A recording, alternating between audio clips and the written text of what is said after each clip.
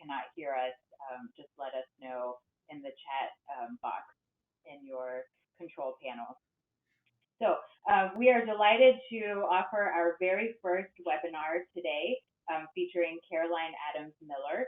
I first want to introduce myself, Lynn Slosky. I'm the Executive Director for ANAD, and Kristen Portland is our Volunteer and Support Services Senior Coordinator. She can give a quick hello. Hey, everybody. And so we will be monitoring this webinar throughout, both in the chat box and the questions box, to kind of see how things are going from the background. So if you're having any issues, just let us know. We've already posted in the chat box a phone number where you can call GoToWebinar customer support if you're having issues with hearing us or seeing this live. Also, a recording will be available after this webinar, and we will send out a link to that either later this afternoon or tomorrow as soon as it's available. Remember that you can call into this webinar if you're having trouble hearing through your phone. You can also dial in, and there should be instructions in your registration invite on how to do that. Throughout the webinar, if you have questions for Caroline, if you could please post those to the questions box in our control panel. Kristen and I will monitor those questions throughout, and then we'll have a Q&A period towards the end where Caroline can answer your questions. Okay, and so just a quick preview of Caroline. We'll scroll to the next slide. So Caroline will be talking today about grit, and it's something that she has studied a lot through her studies on positive psychology, and she will be telling us all about how grit relates to positive psychology and how that relates to eating disorder recovery. But first, I wanted to briefly share with you a little bit about our organization in case you're not already familiar. We are the National Association of Anorexia Nervosa and Associated Disorders. We alleviate suffering and provide support for those wanting to recover from eating disorders. And we do this through a variety of free support services. So we maintain in our office a free helpline, and we offer resources and ideas and encouragement by phone or email. We also have free support groups around the country in most states of our country. We also offer free recovery mentorship also by phone or email. And then this fall, we are launching our newest support service, the Grocery Buddies program. We offer all these free support services with the help of our incredible team of about 500 volunteers who are all throughout the country. They go through training through our office, and then they are able to provide our support groups and recovery mentorship. We also could not do what we do without our very generous donors and treatment center partners who are featured here. And so now with that, I will introduce our speaker, Caroline Adams Miller. She is a pioneer with her groundbreaking work in the science of goal setting and grit. She has identified the ingredients needed to help not only yourself, but also those around you to cultivate more grit for accomplishing goals to drive happiness and success in one's professional and personal lives. She's the author of 7 best-selling books, including her newest book, Getting Grit, released last year. She graduated magna cum laude from Harvard University and was one of the first graduates of the University of Pennsylvania's Master of Applied Positive Psychology. Her work has been featured in international media, including the BBC, CNN, and the New York Times. She's a top-ranked masters swimmer in multiple events. She has a black belt in Hapkido, and she's the mother of 3 adult children. So please help me welcome Caroline Adams Miller. Thank you. Thank you, Lynn. Thank you. And thank you to ANAD for the amazing work you've been doing for a very long time. Are we showing my screen yet? Should we show my screen? We just passed over controls to you. Okay. Let me just go there. So where is my PowerPoint? Yeah, do you need to, where's my PowerPoint?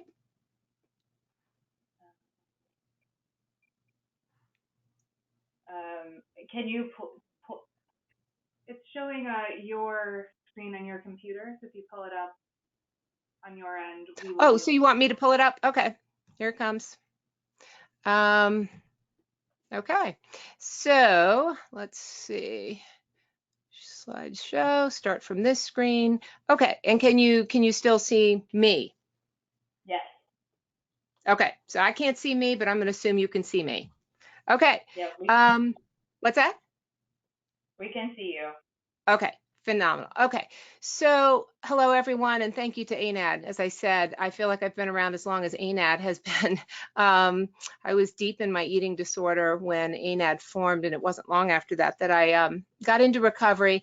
I did want to just quickly kind of give you a framework for what I wanted to share, because it's been a long time since I've been on the public stage with eating disorder discussions. I do something else professionally. So this has just been a passion of mine and a love of mine. It used to be what I did professionally, but not any longer. So I've been on the sidelines for a long time, in many ways, talking to probably tens of thousands of people about their experiences with eating disorders. So I have kind of an interesting perspective on top of 30 plus years of unbroken recovery, which at one point we didn't think was possible. And I really am on a mission to make sure people understand where we were versus where we are now, because I think it's important to have a context for where we started in this field and why it's so unusual to even be talking about full recovery as opposed to recovering. So just a quick tour through where it was when I started and how far I think we've come, but then what can we use from a field that I am deeply involved in, and that's positive psychology. Because one of the things that occurred to me 13 years ago or so when I was back getting a master's degree at Penn in this science of happiness. Some people think it's happyology, but it's really not. It's the science of flourishing individually, from a community perspective, from an organizational perspective. But how can we use those tools and that evidence and that research to help people who really need it in the eating disorder world, who are struggling, possibly dealing with multiple relapses? Because I really began to notice tools that I know haven't been used at all or widely, that I really think would be beneficial to people who were like me 30 some years ago. So I have some exercises. There are many we could use, but I'm just going to share a few that I think if you're a clinician, you might want to explore using if you are just working on yourself. There were no therapists who dealt with eating disorders 30, 35 years ago. So I have to say a lot of what I did to get into recovery, I did by myself. And so for people who think you have to have the perfect therapist or treatment center, again, those weren't really around either. There's a lot you can do yourself, particularly if you're not ready to open up to anyone. I'm not sure that's a good thing, but you can start with some of these exercises. And then there's some things I've really formed some very strong opinions about as I've observed the field, that I think we could be doing a lot better to reach more people and heal more people. So I do want to share some of what I've been thinking about and writing about that might be beneficial to people who are, in the field with both feet right now. So I'm going to start with a long, long time ago. There was something called Teen Magazine, and it was the bane of my existence. I grew up in Washington, D.C., and whenever this magazine arrived, you can see if you just kind of scan these headlines here, some are about how I became the top model and lose weight now and all these things that would remind you constantly that it's about your body and about being beautiful. And it wasn't just this magazine, it was everywhere. And so in the 70s, we were coming off the Twiggy era where, the skeletal anorexic body was what our mothers had grown up with, which naturally came down to impact us. AIDS, little tiny candies that would suppress your appetite. But not only that, I'm being mindful of the fact that there was an announcement yesterday that the Miss America pageant is going to eliminate the bathing suit contest. And I think that is really a positive step. But when I was growing up, it wasn't just the bathing suit contest for Miss America and Miss USA, which got, huge coverage. And there were only 3 channels back then, 3 or 4. So it had a lot of dominance if you were watching television. They would announce their height and weight as they walked down the the runway. And those were the icons of beauty that we were expected to look up to and to emulate. And so growing up in the 60s and 70s, there wasn't a lot of diversity or empowerment around what we could or should look like. And this magazine, I think, speaks volumes to what it was like to be a woman back then, because this was the state of the eating disorder world back then, in terms of knowledge and awareness and books. And so I fell headlong into an eating disorder at the age of 14 years old here in Washington, which is where I live now, in my private girls' school. And I recall people talking about the disorder that girls in sororities had. You know, they would put a feather down their throat and it would cause them to vomit. And, you know, so it was all very secretive and furtive and kind of out there, people are doing this thing. And yet, you know, I was a competitive swimmer, and we now know from a lot of women around my age who've gone public that it was pretty pervasive in swimming, also gymnastics and other sports where your body is kind of on display or you're not in a lot of clothes. One of the girls I swam with taught me how to eliminate my food by vomiting when I was 13, 14 years old. And I thought I'd found nirvana because I was in a high pressure situation at school. There was a lot of perfection expected, high achievers in my family. And I thought this was what happiness would be getting this body somehow and swimming faster if I could have this body. So once I got into it and saw pretty quickly that I couldn't get out of it on my own, I began to look for, what do people know about this? And there really wasn't much out there. The Golden Cage by Hilda Bruck was about anorexia nervosa. And I think that was where most of the attention went because it was so dramatic to be anorexic. Bulimia, you know, I think most of us, if we're in the field or have been in the field, we know is about 8 to 10 times more common. But there really wasn't anything out there.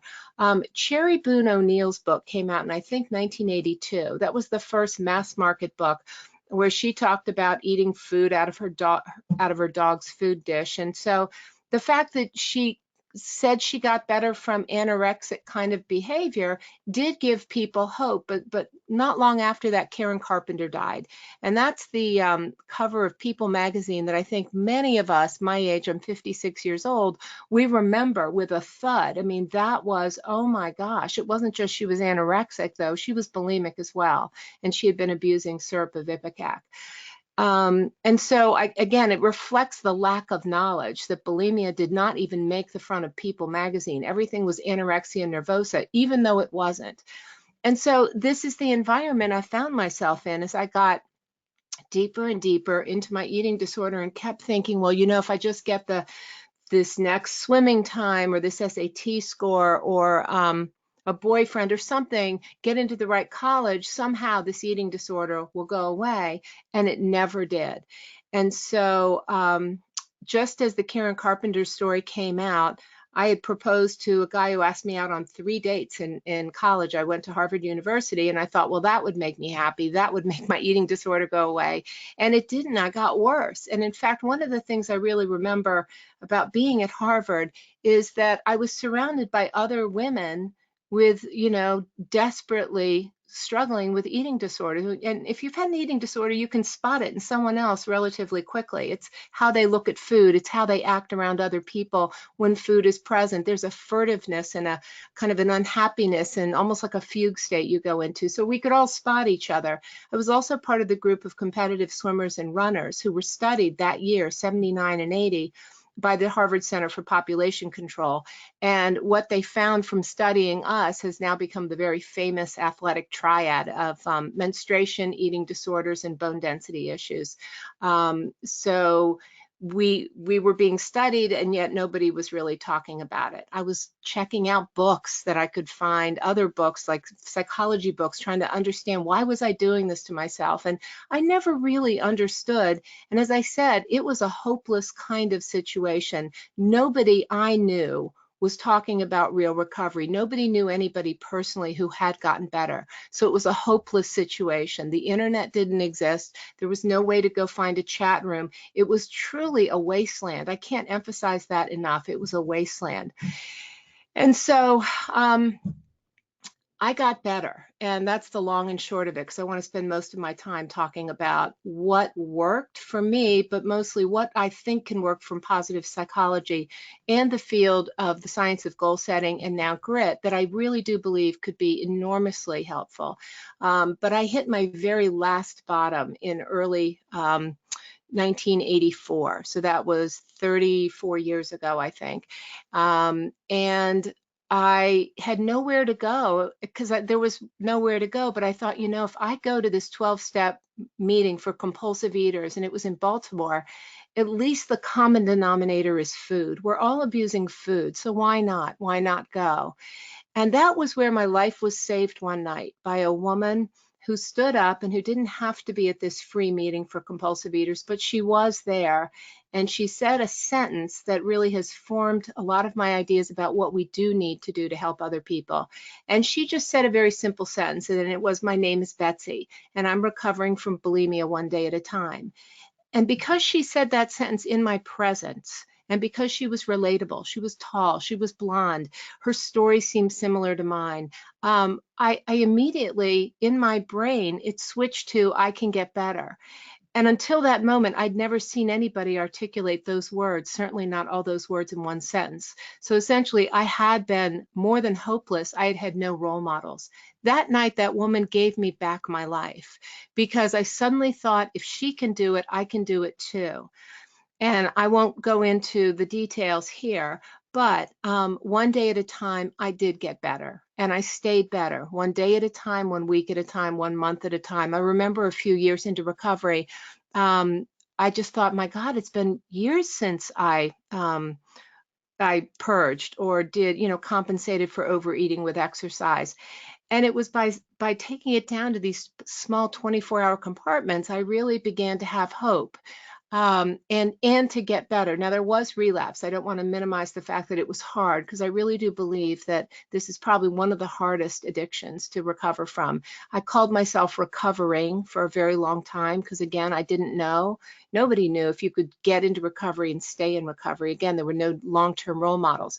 But I decided, without thinking too deeply about it, that I wanted to put a story of hope out there. And as a writer and a former journalist, it came pretty easily to me to write a book about my struggle with bulimia. So that book came out in 1988.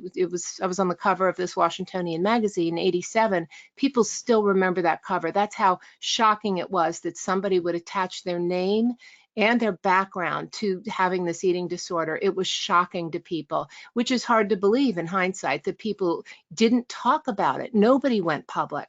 And then the book came out in 1988, and it altered the course of my life. I can't even tell you, it was akin to a bomb going off. But I do know it gave hope to hundreds of thousands of people all over the world. It was the first book. Somebody told me recently that it started the Me Too movement for people in eating disorder recovery for bulimia. It was like no one had ever talked about bulimia in this way in the mass market. And I wasn't thinking about any of the things other than, please, let's get one story out, because it may not work for everyone how I got better, but you know what? Some of these pieces might work for somebody else. So that's my disclaimer for the rest of today's webinar, which is the things that worked for me may not work for other people. And I'm not here to say there's only one way. What I am here to say is we need to give people hope in the right ways, because there are many, many ways to get better. But now we need to talk more about staying better. Because the real difficulty, I believe, is staying better. And that's where I don't think there is enough hope. And so I did discover what real happiness was. For many years, I'd labored under the illusion that if I had the right body, the right looks, the right family, the right money, you know, job, whatever, that was happiness. When in fact, what I discovered was a very simple sentence from, I'll just say, Overeaters Anonymous is where I found my support and my help. There was a saying, you can't keep what you don't give away. So for the first time in my hyper-competitive life, what I realized was it wasn't just about me getting better. I had to turn around and pull people along with me. And that's what gave me joy, real joy, is that if I had one day, 1 week, 1 month, I could give something of value to somebody else. And for a woman who had felt so bad about herself because I had this double life that was a lot of work to binge and purge and cover up from it and do it again, sometimes 15 times a day. finally I began to feel good about myself for the right reasons. I have something I can give to people. And I think that is the mantra that has permeated every book I've written since My Name is Caroline. I really do believe that if you have anything that you can give to somebody else that will help them live a fuller life, a flourishing life, a life of recovery, that is what we're called to do. And so that's what's inspired me. And so just a call out right here is a couple years ago when I realized I have 3 children, a son, a daughter, and a son. So my middle child is my daughter, and she's 25. And I've had girls streaming into my home for decades talking about their mothers, my peers, and how their mothers, are skipping meals, dieting, don't eat with them, et cetera, et cetera, et cetera.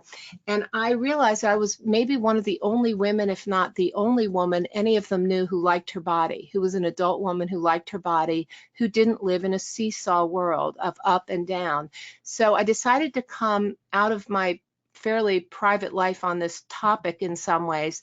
And I wrote a very deep dive into how did I get better and stay better that wove some of the principles of positive psychology that I really do believe can be valuable. So a couple years ago, I wrote, how did I get to 30 some years of recovery, unbroken recovery? And so that's where I'm going to spend more time now. But I did want to just say, I don't think we've solved this problem yet. I don't know why we don't have more people writing stories of long-term recovery, because I don't think there's enough hope out there that if you put the money and time and energy into getting better in your teens or 20s or even 30s, that there's enough hope out there that it will stick, that you will hold on to that recovery through life changes, through menopause, through divorce, through, all kinds of the vagaries of just being an adult human being.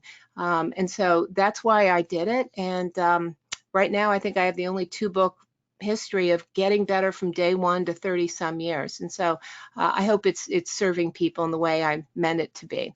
So let me get into the evidence-based part of this that I hope clinicians can use in new ways. My 5th book is called Creating Your Best Life. So when I went back to Penn and got this master's degree, what I realized is that there is a science to goal setting. And I didn't know there was something called goal setting theory. And yet I think all of us set goals.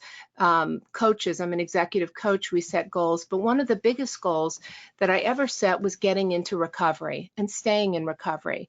And finding out that there was this science to goal setting and that there's also a science to happiness, that people can learn how to flourish. And there are a variety of proven ways to get into the highest space you can be given your genetic set point. I decided I needed to write about how the science of happiness links with the science of goal accomplishment. And I'll tell you more about its significance on the next slide. But in that book, I wrote about this burgeoning science of grit that Angela Duckworth was coming up with at Penn. And at that time, so I have a chapter on the importance of grit, and realized after Creating Your Best Life came out in early 2009, I had this eureka moment that caused me to spend the next 8 years working on getting grit, and that pertains directly to my eating disorder. Because what I realized when I looked at my life and what I'd been pursuing that I thought brought me happiness, I had talent and success, but I didn't have grit. And every time I tried to overcome my eating disorder in whatever way that I thought might work, I never really stuck to it for all kinds of reasons. I didn't have the role models. I didn't believe in myself. Maybe I didn't have this quality of self-efficacy. Certainly, I had no willpower. I wasn't delaying gratification on food or much of anything else. And so I didn't have this quality of grit.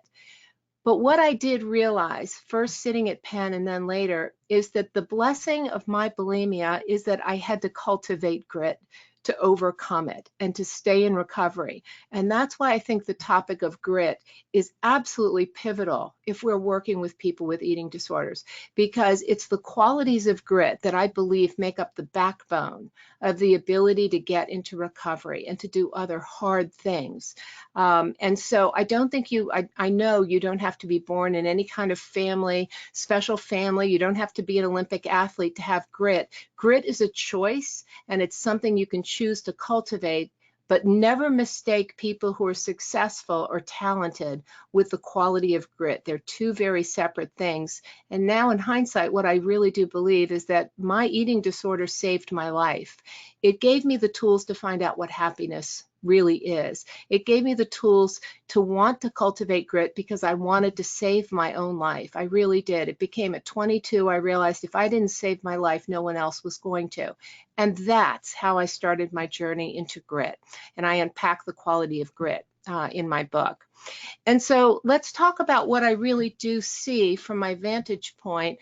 I teach goal setting and grit at the Wharton Business School at Penn now, on top of some other work I do and books I do. But I really continue to have this very soft spot in my heart and in my psyche for the eating disorder world, because I want to just keep giving back in any form that I can. And I do believe we haven't looked hard enough at what the tools of positive psychology, empirical flourishing, can do for this field. I have a colleague named Jason Powers who went through the MAP program a few years ago, who created a recovery program and protocol for counselors in the drug and alcohol addiction treatment world.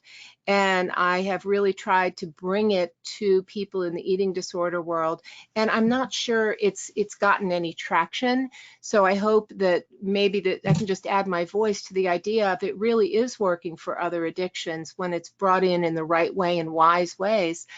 So let's just take a look at some of what I really do think can make the biggest difference.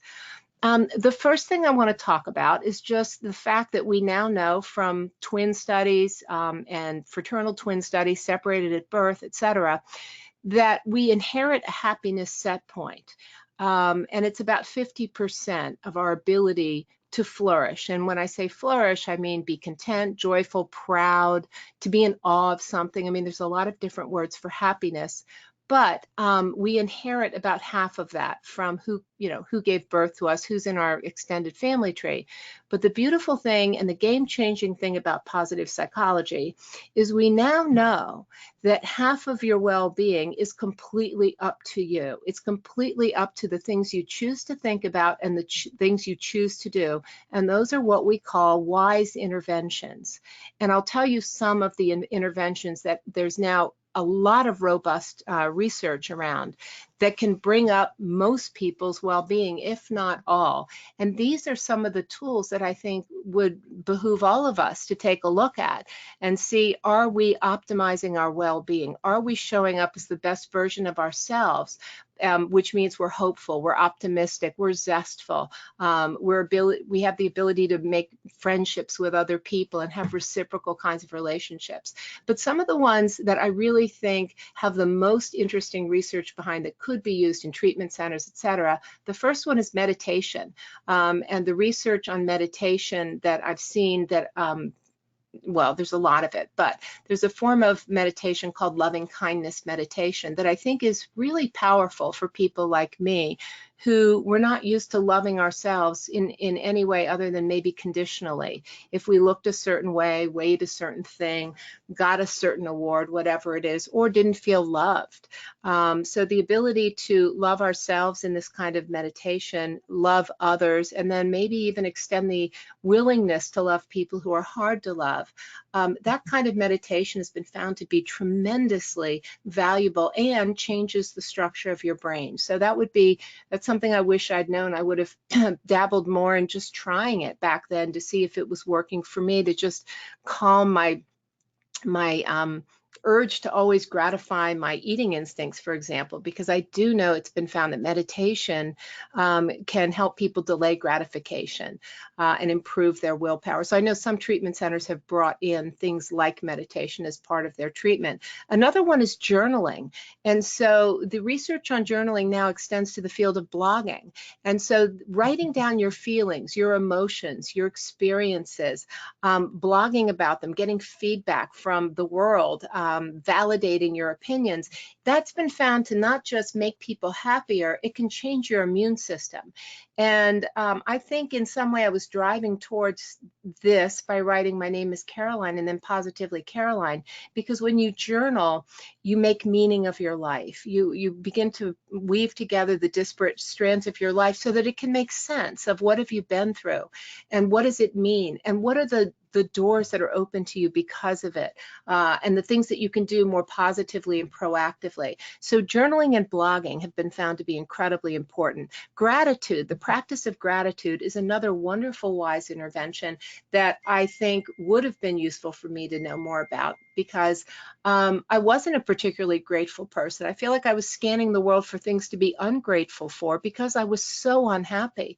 I remember a therapist said to me once that I looked like a billboard. You know, I looked okay on the front, but on the back there was nothing there. There was emptiness. I had been sold a bill of goods that these were this prep school, Harvard, all these things, that's going to make you happy. That's going to give you the good life. When in fact, I didn't know about the benefits of building relationships with other people, being more grateful, being more altruistic, which is another wise intervention.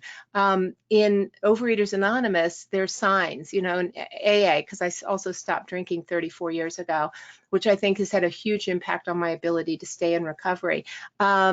They have signs like attitude of gratitude and one day at a time. These slogans are really powerful.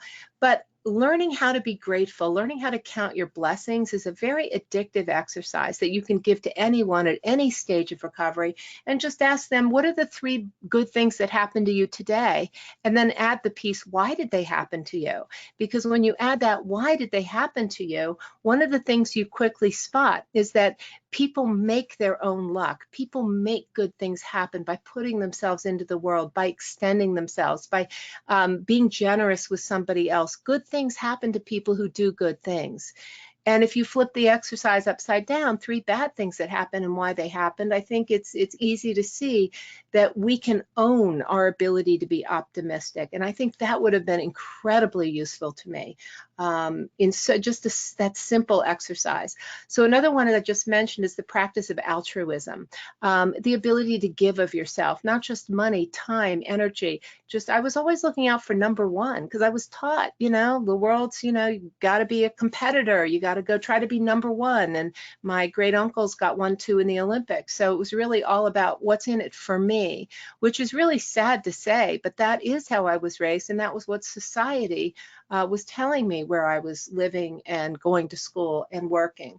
And so Overeaters Anonymous gave me my first opportunity really to give back, to just give of myself with no strings attached. So the practice of altruism, just giving yourself, has also been found to uplift your well-being. Exercise, and you know, for so many of us, exercise was overused as part of compensating for eating or calories. But you know, exercise, particularly interval training exercise, which can really be a jolt to your well-being.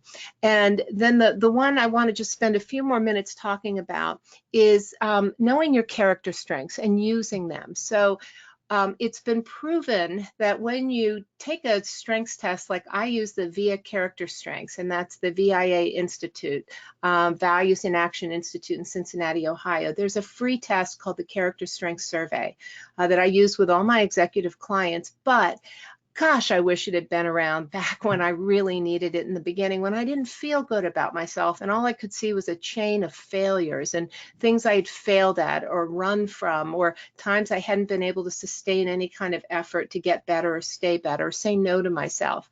But when you take this VIA Character Strengths Survey, it ranks your strengths from 1 to 24, and the language is universal and so easy to use. And the character strengths are things like love and wisdom and bravery, and zest and hope. These are all words that we can understand and readily connect with.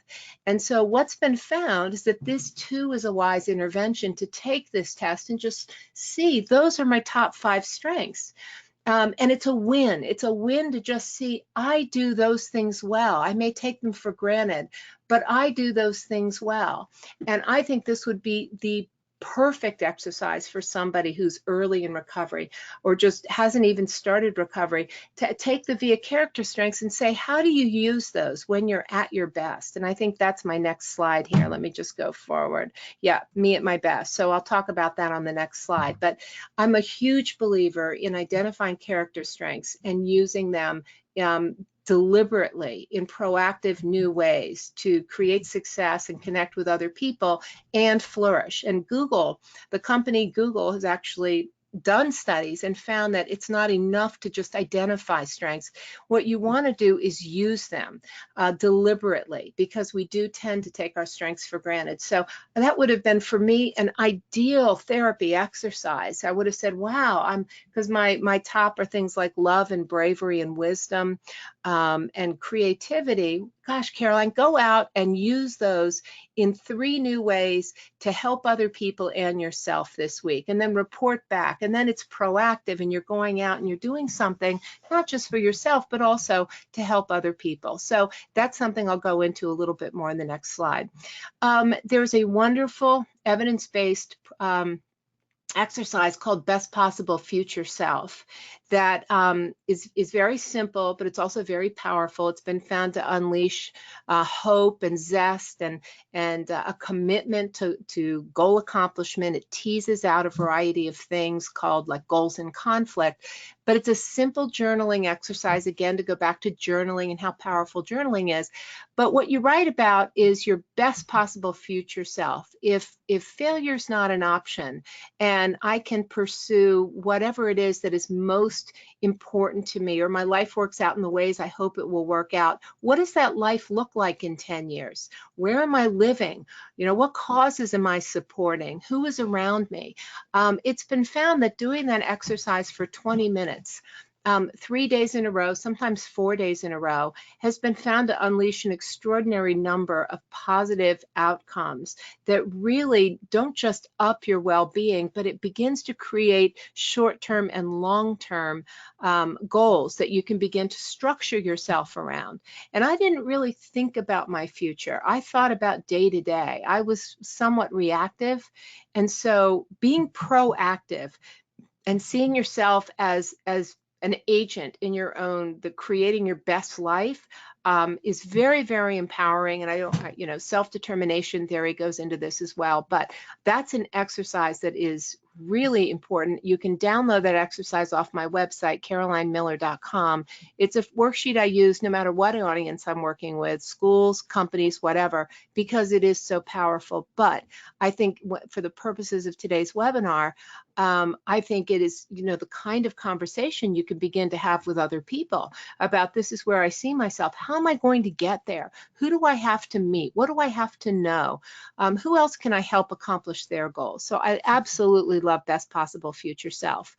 I learned about this self-efficacy theory, which is Albert Bandura's theory of motivation and human agency, and he's at Stanford. He's a brilliant man. He's in his 90s, so if you can ever hear him, see him, listen to a podcast, he's amazing. But self-efficacy is really the muscle of goal accomplishment. And when I found out that happy people, one of their 4 traits is this ability, this self-efficacy, or the belief, I can do these things, even if I haven't done them before, I'm going to figure out how to do them. That quality is at the heart of believing you have what it takes to overcome an eating disorder. And so going back to Betsy sitting in the Overeaters Anonymous meeting and standing up one night in February of 1984 and uttering this sentence that changed the course of my life, saved my life, gave me a life. She activated one of these branches of self-efficacy, which we know you can build 4 different ways. And one of them is called having a proximal role model, somebody who's done what it is you're seeking to accomplish. And because you see them, or they're somewhere in your environment, it becomes more relatable. You believe, wow, I see somebody who's done something I want to do. Wow, maybe I can do it. And so I think the exercise around how do you build self-efficacy could be broken down really well for people who need to build this I can do it mindset. The other 3 ways that we know from positive psychology in the field of human motivation that you can build this muscle, this really important muscle, is to have somebody who believes in you. A persuasive other is what it's called. And everybody who has an eating disorder or any addiction or any challenge they're going through really needs to have someone in the tent with them who knows them, knows them, to use a therapy word, knows them, and who believes in them and who has their back. But if that person, that persuasive other, believes in you, then it's been found that you are more likely to believe in you. You will work that much harder. And I had people who were sponsors and friends within Overeaters Anonymous and Alcoholics Anonymous who believed in me. And because they believed in me and my ability to do these hard things that I hadn't done before, I believed in myself. And that really made a difference. So the third way to build self-efficacy is to have good stress responses. And this is where I think two things I've already mentioned could really be useful. The first is that meditation has been found to change the brain.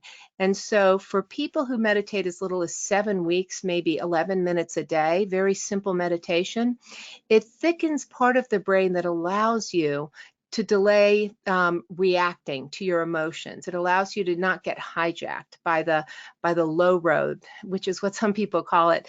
And so having the ability to not get hijacked and to go off, for example, and just be self-destructive with food, with alcohol, whatever it is, meditation has been found to have that impact. So it's not just a wise intervention, it's something that builds self-efficacy. So for me, it's a twofer.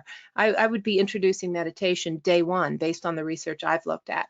And the fourth way, the most powerful way to build self-efficacy, is to have mastery experiences, which builds on the best possible future self exercise. Because if you do it right, your short-term and long-term goals, leveraged goals, begin to unveil these small handholds. And you can work with somebody, a coach, a therapist, somebody, a buddy, an accountability buddy, to break those goals down into small chunks. And when you break them down into small enough pieces and you have wins, you begin to believe in yourself. And so it's really important to not just understand the science of goal setting, but be able to have mastery experiences as you go through this goal piece. And I have to say, there is a science to goal setting that breaks things down into learning goals and performance goals. And that is what I wrote Creating Your Best Life about. So there's more to this than I'm able to go into here, but let me just check my time. And so I would be working with somebody on a detailed goal setting plan. Why? Because then you become more proactive and you're not just being reactive to life. So the learning and performance goals. Something that is an economic theory, but it's also a psychology theory, is a piece of what I used, and it's called PChem Theory, to heal things that therapy couldn't heal. I had good therapy. I had 3 very different therapists, and none of whom were trained in eating disorders or addiction, but they connected with me, and they were safe for me. So I didn't have anybody who understood any of what I had been through, but they were solid presences for me. But they couldn't touch some of the really dark, deep places that were hard to heal. So when I went back to Penn and I learned about PChem theory, very quickly, I'll tell you what it means is that how you remember something that's occurred in your life is based on 2 things: the peak of what you felt while you were going through it, and then how it ended. And for too many of us who've struggled with eating disorders, our eating disorders stole very important things from us. It stole from me friendships. It stole my love for playing the piano. It took away my swimming career, among many, many other things. And so I had deep regrets around what I had lost. And there didn't seem to be any way that talking about it could heal me until I stumbled across PChem theory in 2005, 2006. And I asked myself, what if I went back and ended the things that were taken from me in a way where I had choice, and I chose how I was going to end it. So I would reopen those areas of life where I had regrets, and I would go back and end them in a way that was to my liking, that would change how I saw myself and how I told my story. So I systematically went back to, for example, piano, and I volunteered to be the pianist in my kids' elementary school. And instead of seeing it as a loss that I regretted, it became something that I took a risk to bring back into my life that ended up bringing me tremendous joy. Um, and I could go on, but you can play with that idea. But I have used it systematically to go back to things, all kinds of things, and end them in a way that has been more healing to me than any of the talking about it or thinking about it or processing about it. It was the doing and going back and changing the story around them that really did heal me on a very deep fundamental level. And in some ways, this could be the most important thing that I would love to see therapists integrate is PChem theory and how to use it. Another thing I learned a great deal about when I was writing Creating Your Best Life, which again is the science of goal setting and happiness, is that you can really change the environment with primes, with words, with aromas, with songs, with all kinds of things that then cause you to think goal-directed thoughts. And so marketers know this science well, which is how they sell us all kinds of things on television, in stores, whatever. Sports psychologists learn it to work with athletes so that they are constantly thinking goal-directed thoughts. But I do believe that this is something that is very unexplored when it comes to how do you optimize an environment for recovery. And I think the world of virtual reality probably offers us a lot of new opportunities that are still unfolding where you can actually experience an environment that you master in virtual reality or augmented reality, maybe through Second Life, that would allow you to respond differently to the environment. But I do think that primes are an important thing to understand. I want to talk about positive energizers in the next two slides, so I won't say too much about that, but we are deeply, deeply impacted by the people around us in ways that I don't think many people know. There's a science of contagion, social contagion, and women are particularly vulnerable to the feedback from other women, which isn't always positive, but all people, we're vulnerable to all people. The reason I'm talking about women and women is because 84% of women do confess to being surrounded by frenemies, you know, friends who are enemies, and they don't really take proactive steps to change that because they don't want anyone to think they're not nice. And I think this is a burden that women have carried for centuries, if not generations. And I do know that one of the most important things that can derail any kind of goal pursuit or accomplishment is how people respond to our good news or our wins or our goals when they're very, very precious and new and we haven't had a lot of mastery experiences. And if we share those with the wrong people, the research shows we're likely to abandon those goals. And so it's not just enough to have some of these other things in place. You have to be incredibly smart and strategic about who gets into your life, who gets your attention, who are the people who are Debbie Downers, who drain you, and who are the people who uplift you. So that's a piece of how to optimize the environment. And then speaking to the whole idea of resilience and grit is it's interesting to look at the whole world of mindset and how do people change the channel in their heads. I gave a TEDx talk about this where I found that the people with the right kind of grit, what I call authentic grit, they have a default channel that they pre-assign. They know they're going to hit speed bumps and they're going to want to quit at times when things are hard, physically, emotionally, spiritually. But they decide ahead of time what the channel is that they're going to go to that will sustain them and allow them to stay in the game a little bit longer. And those are all things you can learn. So I like to teach people the why not mindset, that when a challenge is put in front of them, ask themselves why not instead of why. So why not? Why not go for it? Why not believe in myself? Why not? Why not? Why not? So again, these are all learned. And then finally, teaching a savoring mindset. We know that people who are happiest, the happiest among us, have what we call a savoring mindset. And this is a great assignment to give anybody. And that is a savoring mindset has three components to it. The first one is that they are nostalgic about the past, so that happy people think happy thoughts twice as often as unhappy people. So the question becomes, how do you stimulate positive, proactive, happy thoughts. And one of the first ways we find in people who have a savoring personality is that they tell stories about the past. They tell stories to other people about things that brought them joy or that were meaningful to them. And that's something you can just ask somebody to do in a conversation. Tell me your favorite memory from 5 years ago. It starts a chain of thoughts that's very positive. They also savor the present. They're not rushing through the present. They're not just going through life without, stopping and smelling the roses, essentially. And that, again, they're savoring exercises you can assign. And then one of my most assigned things is that happy people are always anticipating good things. They're anticipating a meal with a friend or an outing or doing something that they enjoy doing.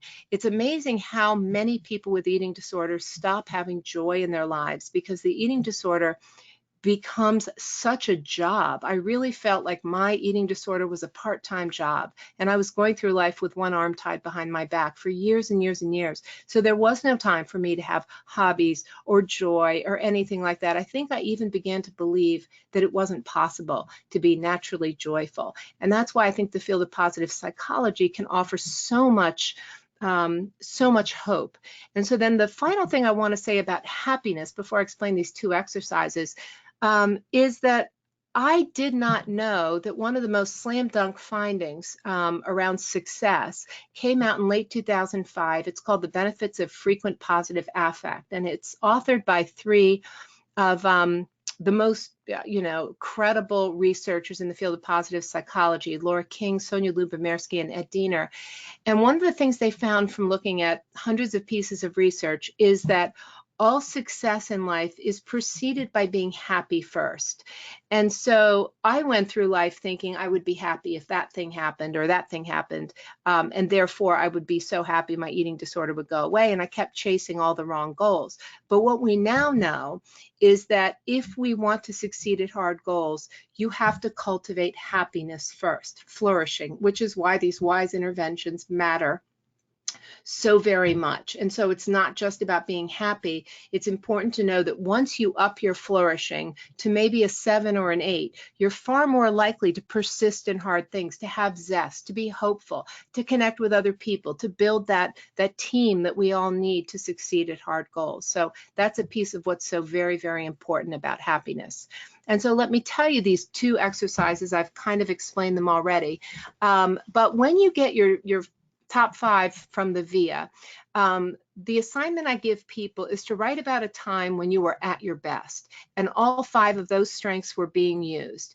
And so people, and I've taught this in business schools, University of Texas, Dallas, School of Management, and I can't tell you, men, women, young, old, everybody loves this exercise. It's a very powerful exercise because what it does is it shows you how your strengths really make a difference in the world and that you may not be valuing them as true strengths because you assume everybody thinks like this. Everybody interacts with the world the way I do, with curiosity or creativity. Doesn't everybody think this way? Or isn't everybody brave? And when you do this exercise and you identify when have you used these strengths to be your best self, to make a difference, to do something that makes you proud, you find that that is the perfect blueprint for how to be effective in the world, how to be successful in the world, because you're not overusing your strengths and you're not underusing them, but you're using them in the right way, in the right dose, in the right setting. And so again, it's a proactive exercise, it's a powerful exercise, it's a flourishing exercise. And so that's one of the first ones that I think is really useful from positive psychology. Let me just say, okay, so let me explain the Chilean effect because it goes into my web of support. So last October, a woman named Chilean Flanagan won the New York City Marathon, and she was the first woman, American woman in 40 years to win. And while that's extraordinary, what's more extraordinary is the backstory with Chilean Flanagan. And that is that she's always been a very talented / elite runner. But the story of American runners, particularly female runners, is everybody goes off and tries to succeed on their own, and they find a coach and they train in isolation. Well, Chilean Flanagan did something very different. She invited all of her top competitors, and I think it was somewhere between 11 and 16 women, and she invited them to come train with her in Oregon. And what unfolded as a result of what she put into place, I think, is the perfect microcosm of what we're all seeking to do and what we need to do if we're going to succeed and get in recovery and stay in recovery. And so what was found is that the ways in which she interacted with her competitors and they interacted with each other, and the tone was set by Shalane Flanagan from the top. It was about achieving hard goals, but supporting each other in that process, not being competitive, but encouraging each other to, continue to have hope even if they were injured or they didn't run their best time or whatever it was. And so the proof is really in the pudding, which is why there's something called the Chilean Effect now. Every single woman who has moved out to train with her has now done their best times and made the Olympics or other world caliber cuts. And that's never happened in any other training group, male or female, even in other sports, from what I understand. So if you looked up the Chilean Effect, you'd see what I'm talking about. But what we're seeking to do is to create this environment, because I do believe, and especially for women, and eating disorders are very female dominated, is we are not creating the right circles of support. We are unwittingly continuing to be around people who we think should be happy for us and supportive of our goals, when in fact they're not responding with what we call active constructive responding. And that's Shelley Gable's research out of the university, I think UCLA. And what she found is that there's only one right way that people can respond to your good news or your goals that will allow you to feel good about what you're doing, but also code what you've done as a success and persist in that goal. And it's called active constructive responding, and it's marked by curiosity and enthusiasm. And this is the big lights on moment that I see in every audience, every person, because when you think about it and you think, who have I shared my goals with? Who have I wanted to be happy for me? So I, told them something that was precious or important to me. And then you suddenly realize, boy, they didn't respond with curiosity and enthusiasm. They responded with maybe passive aggressiveness or active destructive kinds of behavior. Too often what women do is they continue to go back to people who do not sculpt them. It's called the Michelangelo Effect, sculpt them with positive feedback.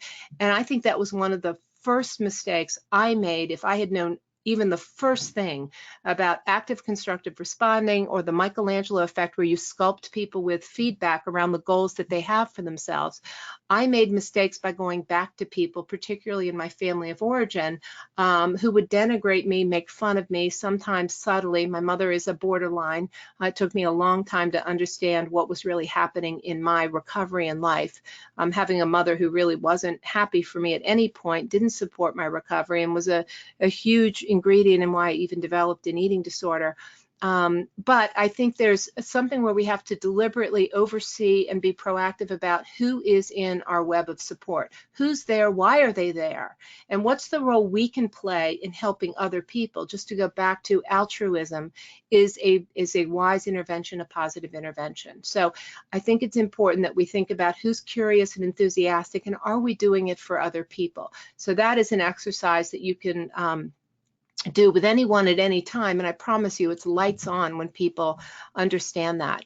A few other things I do want to say. One is about grit, because not all grit is good, and this I think is my main contribution to the field of grit and understanding it, because Angela Duckworth is my friend, my colleague, my mentor in some ways, and she wrote the book on grit and won a MacArthur Genius Grant Award at Penn for her work on grit. And the definition she uses is passion and perseverance in pursuit of long-term goals. And I think we can all agree that if you're going to overcome something like an eating disorder, it will require grit. And it's going to require passion, because there are so many dark nights of the soul in recovery. There's so many hard days, hard experiences, going to places where the menu creates a problem. You've never eaten food like that, or whatever it is. You will need passion, and you will need to persist. And it is a long-term goal. There's nothing short-term about getting into recovery and staying in recovery. But what I realized is that not all grit is created equal. So I divided grit into good grit and bad grit. And my umbrella term that I hope people can think about and take away from this call is authentic grit, because I believe that the best kind of grit is still about passionately pursuing hard goals. But I believe in the pursuit of those hard goals, it has to inspire other people to want to be better too. And you don't need to advertise it and talk about it. But I do believe there's a quality of awe, being awed and inspired by other people, that defines this kind of good grit that is contagious, that actually creates better communities, better families, better relationships. And so good grit causes people to flourish emotionally, take risks. I mean, there was risk after risk I took in just even going public, telling my story. Today's a risk for me. I don't often talk about the things I'm talking about today publicly. But I do think that in the end, you have to take some risks if you're going to live your best life. In fact, the research on regrets and risk-taking shows that the things we regret most are the things that we didn't try.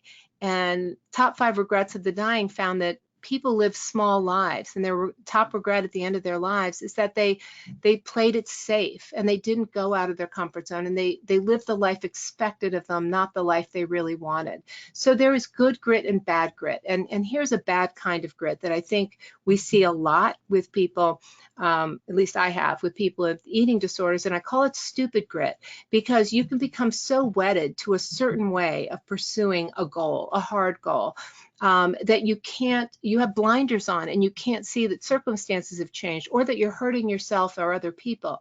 So my image here is a guy named Green Boots, whose body is at the top of Mount Everest because he can't be brought down. It's at too high an altitude. But it is the epitome of what I'm talking about when you talk about the fact that you get so fixated on getting to the top of something, reaching a goal, that you essentially have summit fever. You lose perspective.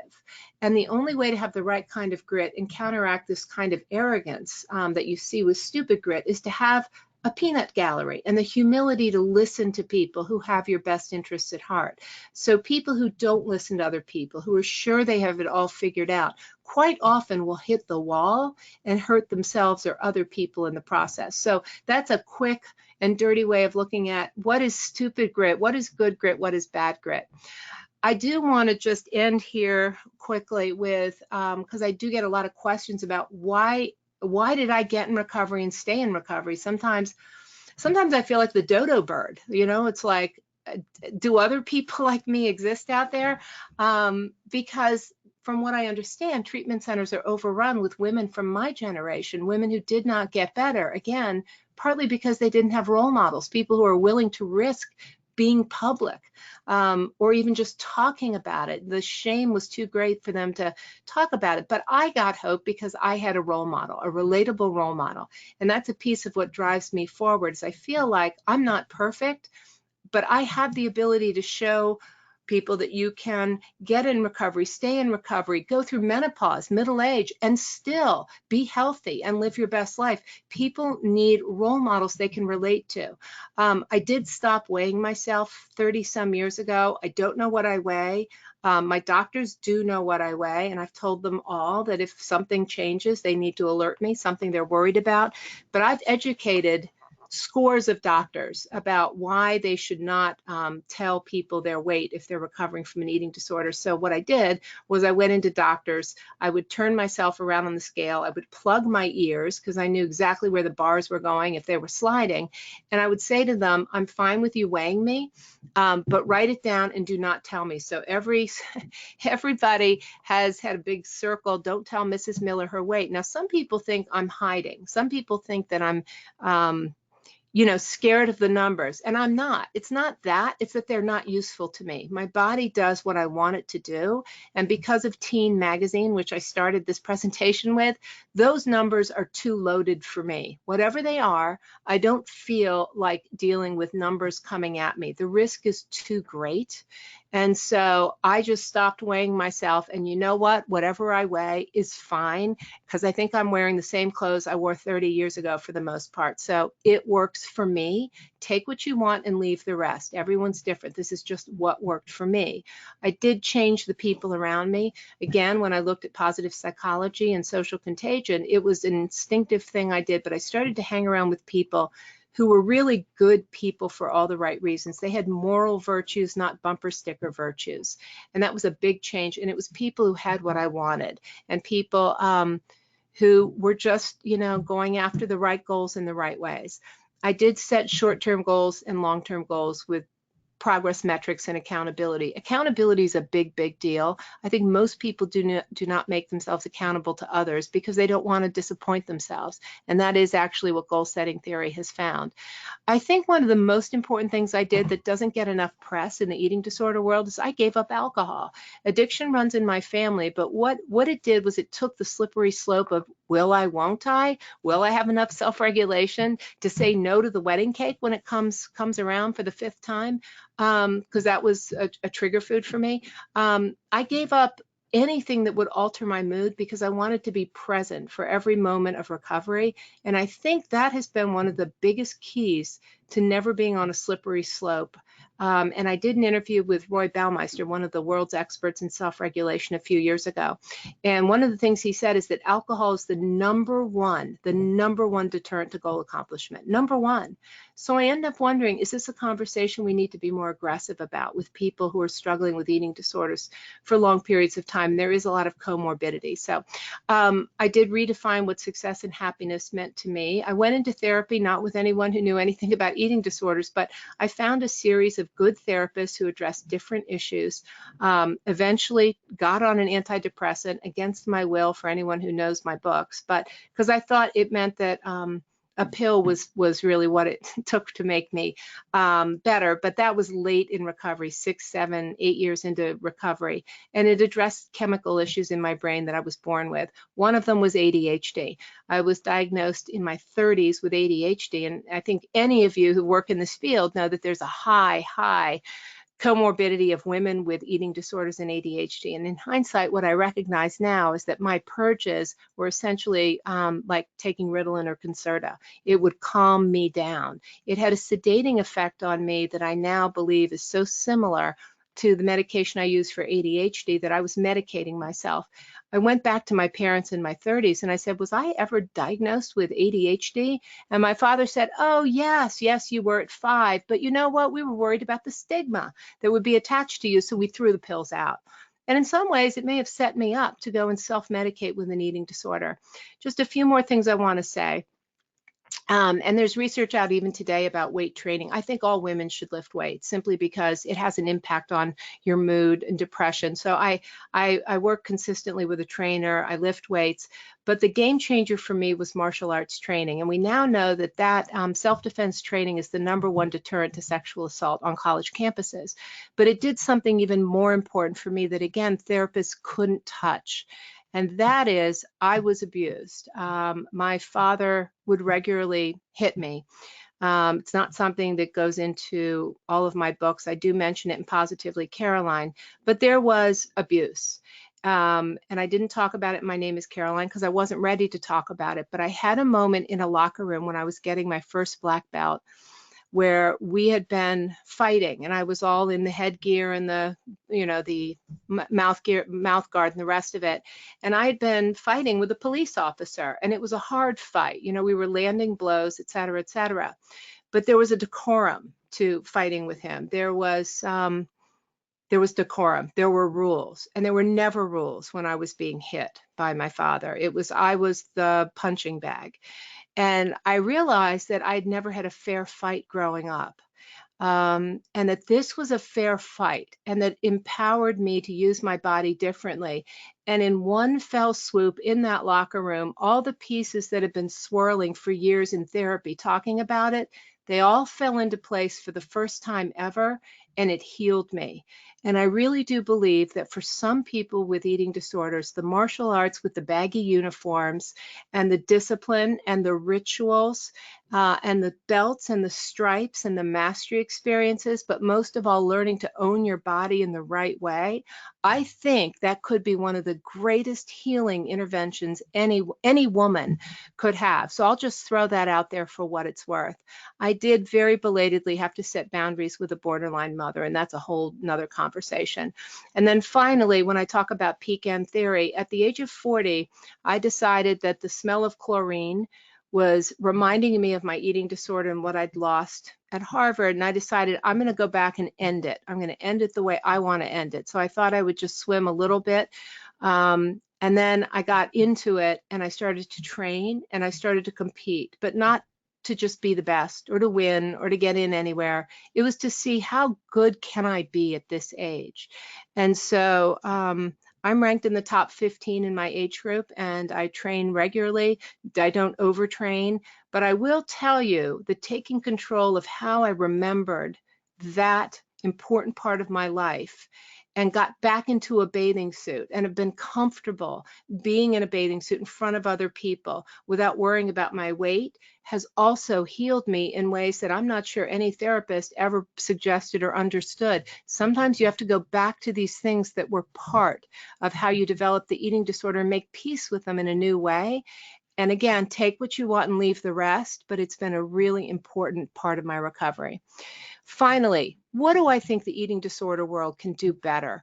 I feel exceptionally strongly about the fact that there just aren't enough people like me, role models, who haven't just been in recovery for 3 years or 5 years, women who got married, had children. I couldn't have children for years, but I reversed the damage from my eating disorder, thank God.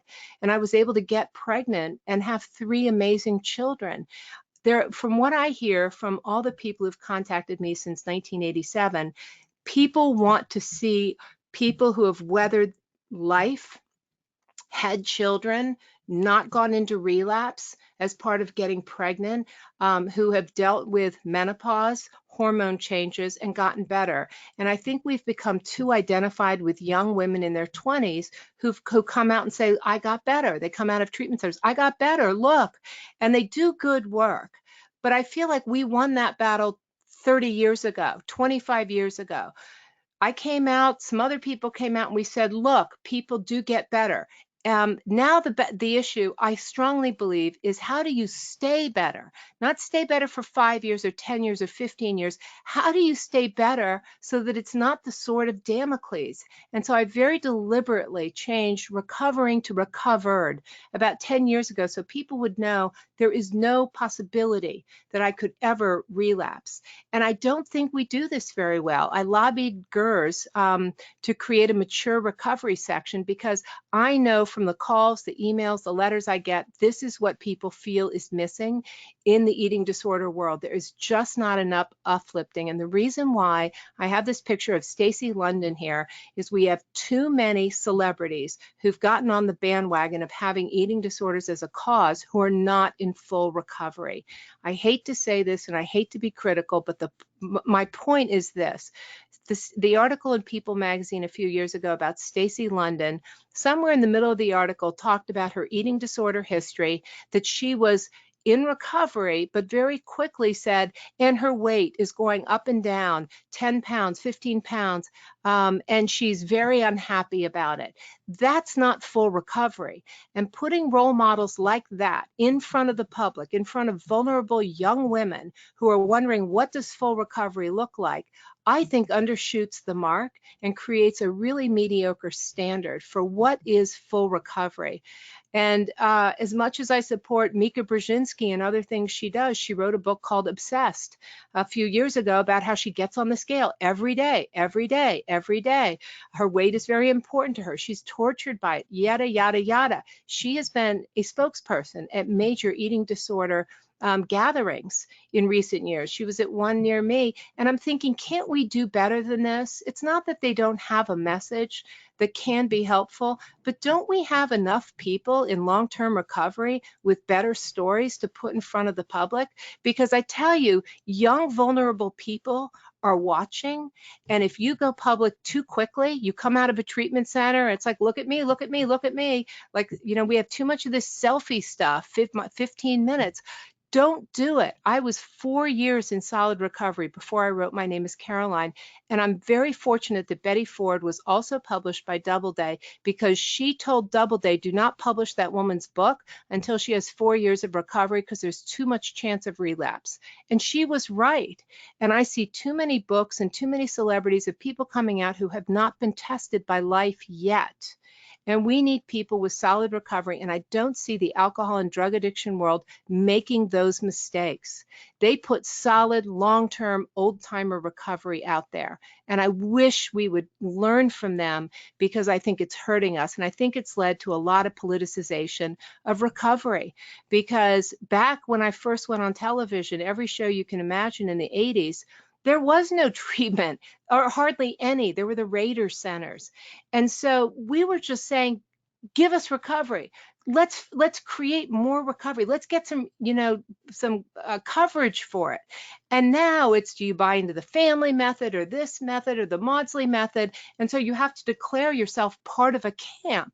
And the money is at stake. And I'm just a big believer in give people hope. I've tried to remain Switzerland in this whole arena, because I don't think it's helpful if I say it has to be this way or that way. It locks out somebody else who has a slightly different way, who could find more recovery that way. So I'm just a big believer that we've become too political. We've got too much money at stake with these recovery, treatment centers. And what we've lost sight of is people want to have hope. Wherever they get it, give them hope, and give them real hope based on real recovery. And that's where we can leave behind a legacy that we can be truly proud of. And that's what I've tried to do, one day at a time, since February of 1984, when a woman had the courage to stand up in front of me. And I've tried to give away, because I really don't believe you can't keep what you don't give away. And that's why I'm here today. And that's what I've tried to do every day of my life since 1984. And so for those of you who are still here, that's my message. I'm happy to take any questions in the time we have left. But I really do appreciate any interest at all in what I have to say. So thank you very much.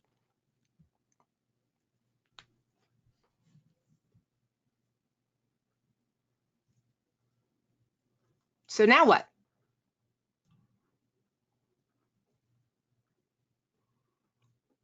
Is anybody there? Caroline, yep. Are you able to hear us? Yep, I can hear you. Awesome. Thank you so much.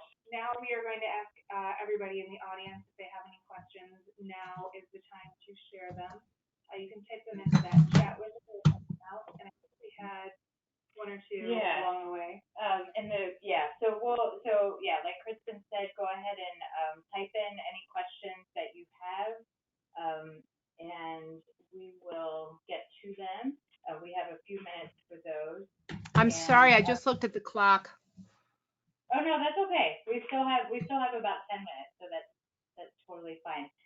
We did have one question come up during the webinar about if you could just repeat the name of that strength test that you use in your therapy.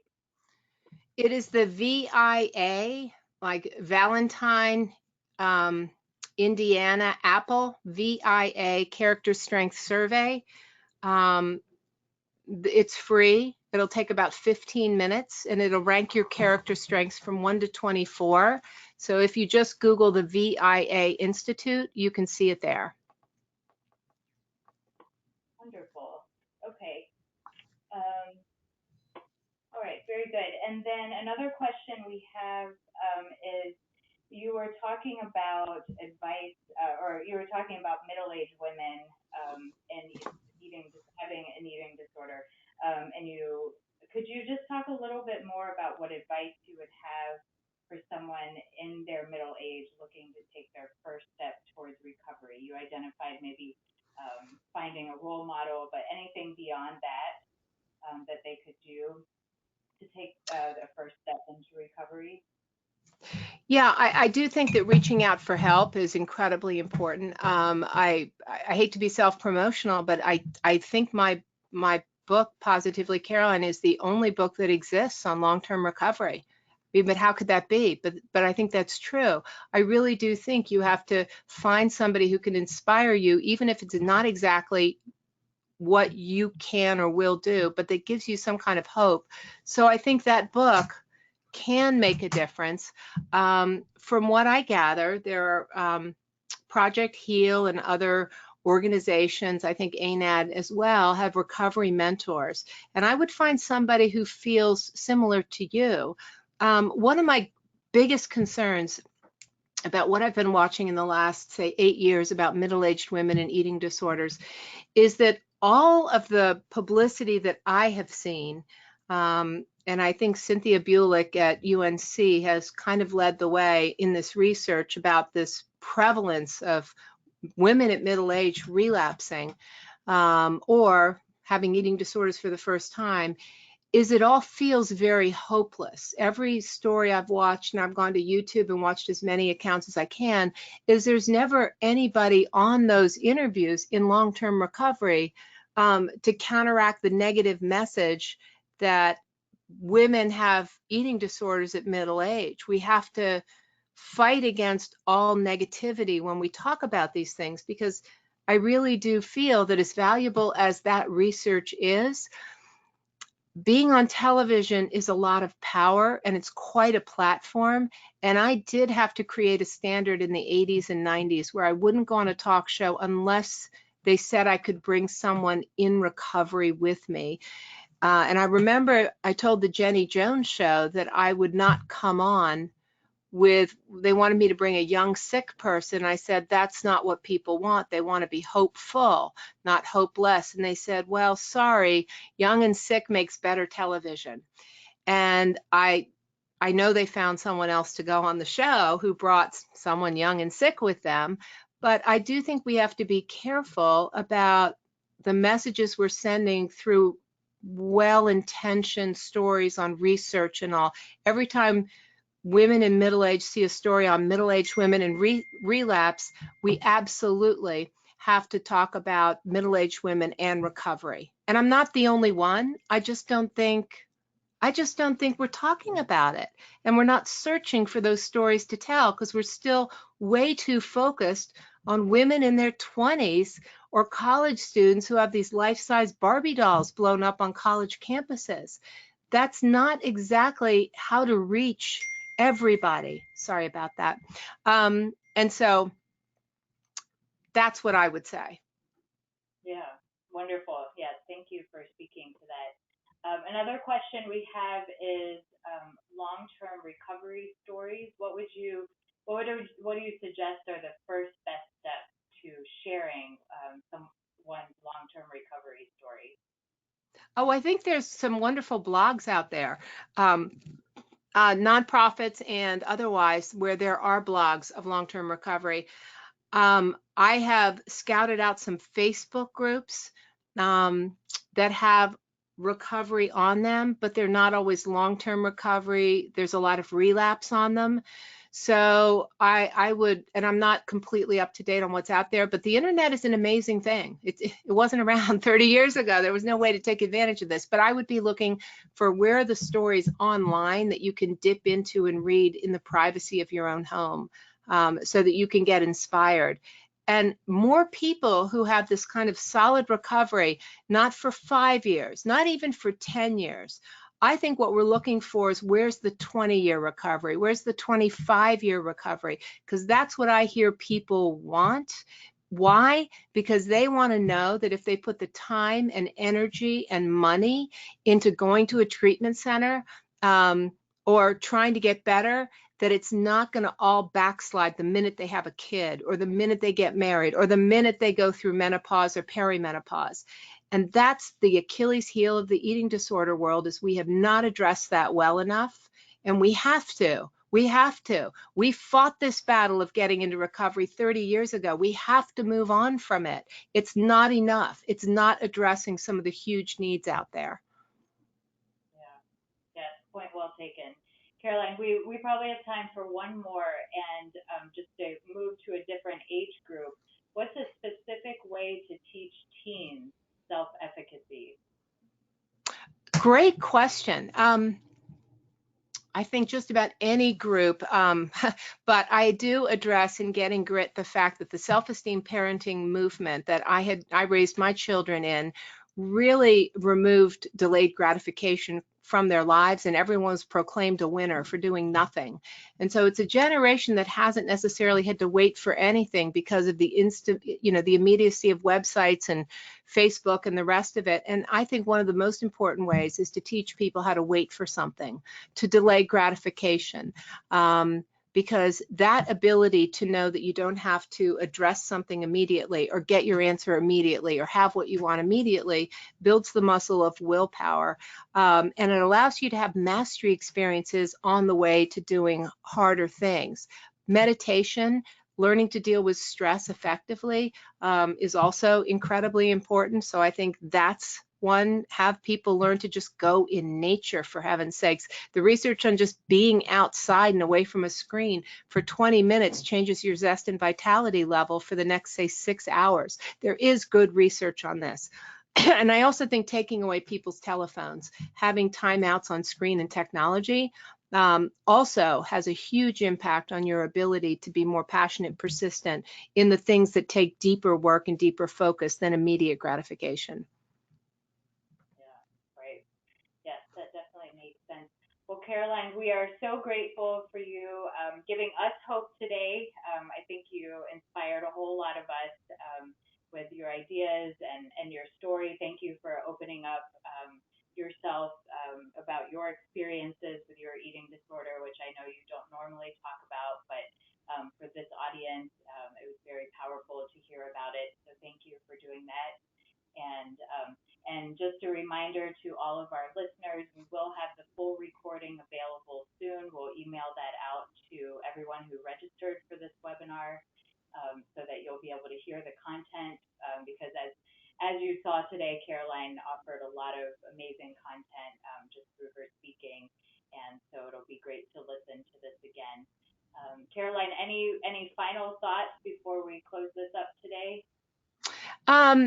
I am happy to have anybody privately email me. I'm traveling a lot on work at times, but I've never not answered an email or letter in 35 years. And if somebody wants to just reach out and ask me for help or guidance or etc., my email is caroline@carolinemiller.com. And I'm more than happy because I really do feel that my mitzvah in the world is to turn around and give hope to anybody who reaches out to me. So that's my offer, and it may take me a week to get back to you, but I will. Wonderful. Thank you so much, Caroline. Would you be okay with us sharing your email address when we send out the link to this recording? Yes. Okay, great. Very good. All right, well, we will just close up with another thank you to ANAD's very generous donors and treatment center partners without whom we could not offer our free support services and today's webinar. So thank you to all of them, and thank you to everyone who attended. We're so glad for your interest. And if you would like to learn more about Caroline, you can certainly go to her website, carolinemiller.com. If you'd like to learn more about getting help from us with our free support services or volunteering so that we can offer our free support services, we also maintain an online store, and you can also donate all of that at our website, anad.org. But we will follow up soon with the webinar recording and Caroline's email address. And hopefully you all have taken away a lot of great tidbits from what she shared today.